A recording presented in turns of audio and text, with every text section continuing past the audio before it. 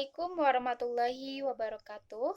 Perkenalkan, nama saya Rizvianti, mahasiswi Universitas Surya Kencana Cianjur, program studi Teknik Informatika, yang saat ini sedang melaksanakan MBKM, yaitu Merdeka Belajar Kampus Merdeka, pertukaran mahasiswa dengan Fakultas Hukum Universitas Surya Kencana Cianjur.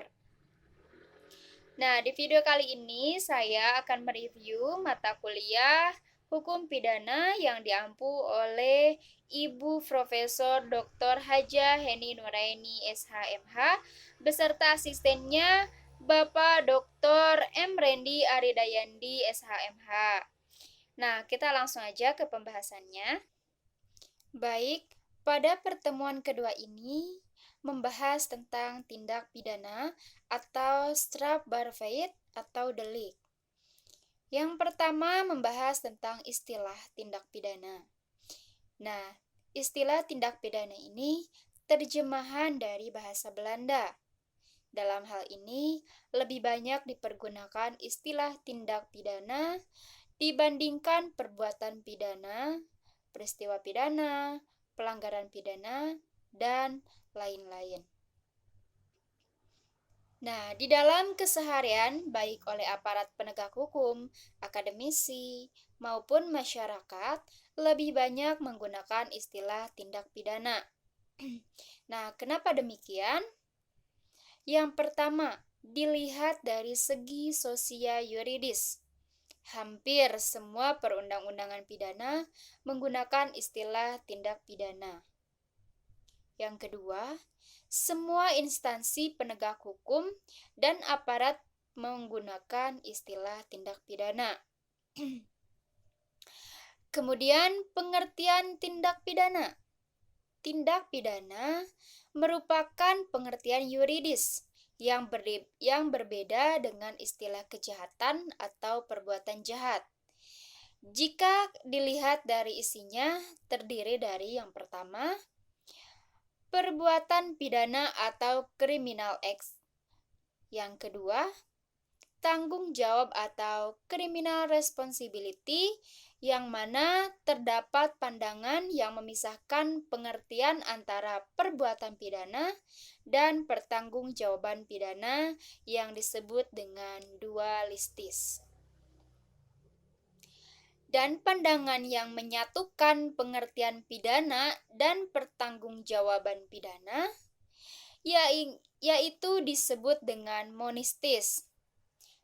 Dan pada akhirnya, baik dualistis maupun monistis mempunyai tujuan yang sama, yaitu pidana. Nah, selanjutnya yaitu unsur-unsur tindak pidana dibagi menjadi dua. Yang pertama, unsur objektif, dan yang kedua, unsur subjektif. Nah, ini terdapat yang pertama, perbuatan atau kelakuan. Kemudian yang kedua, akibat yang menjadikan syarat mutlak dari delik. Yang ketiga, unsur melawan hukum. Yang keempat, unsur lain yang menentukan sifat tindak pidana.